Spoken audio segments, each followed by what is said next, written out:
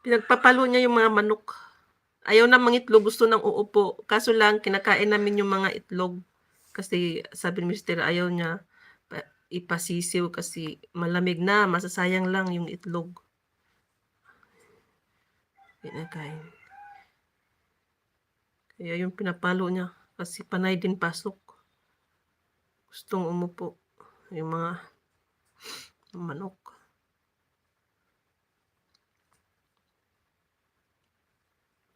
Oo, hindi siya nagiging sisiw. Karamihan. Tapos kung malamig na, masisiw man, ilang araw lang, ayun, mamamatay. Ganun palagi. Kaya, ayun.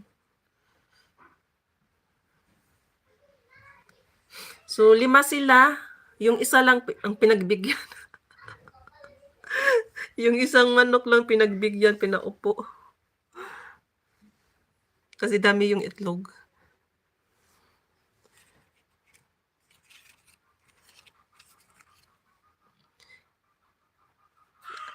Hindi ko alam.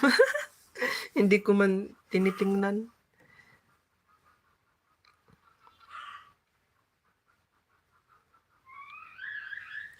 Hindi kasi si Hari kasama ko nagtanim, yung pamangkin ko. Lahat ng puhunan nakalista. Ibabalik yung puhunan, yung matira sa kita. Ganun ba yun?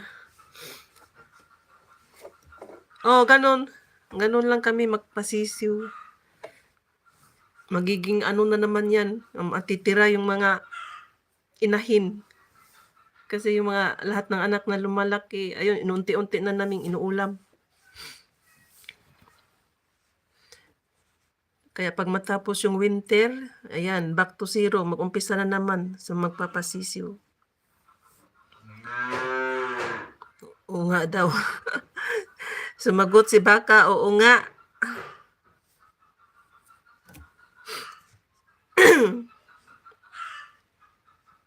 Alright, 5 minutes more to go. Maraming salamat sa inyong lahat dyan, Maricoy Luri. Yan, sa mga galamay mo. Maricoy GRIs. Thank you so much sa mga walang sawa niyong suporta. Sis Melanie, ayan, maraming salamat. Ay, ano ba yung ano ko? Sis Ina. Ayan, mag-watch letter ulit ako sa inyo. Ayan, meron na akong na-watch letter kahapon, hindi ko pa na-post. Post ko mamaya, mag-play ulit ako. Maraming salamat. Ayan. Sinong mag-next? Maricoy, Adrian. Message lang. Madali lang sila dumami. Na pagsabay-sabay. Dali lang.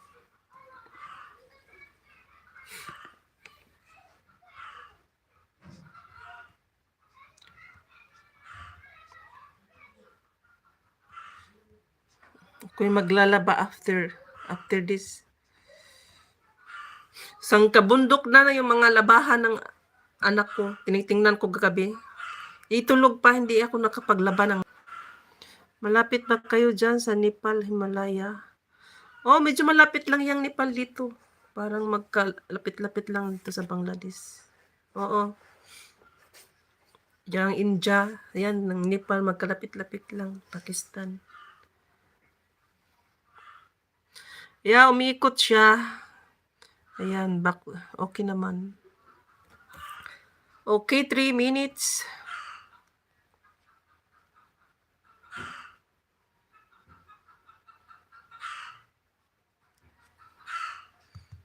Ay, 3 minutes na lang pala.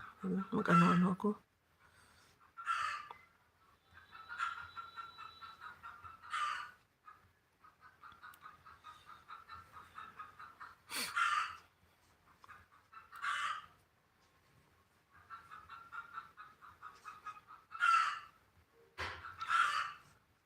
Yan, 10 eyes and 9 light. Thank you so much.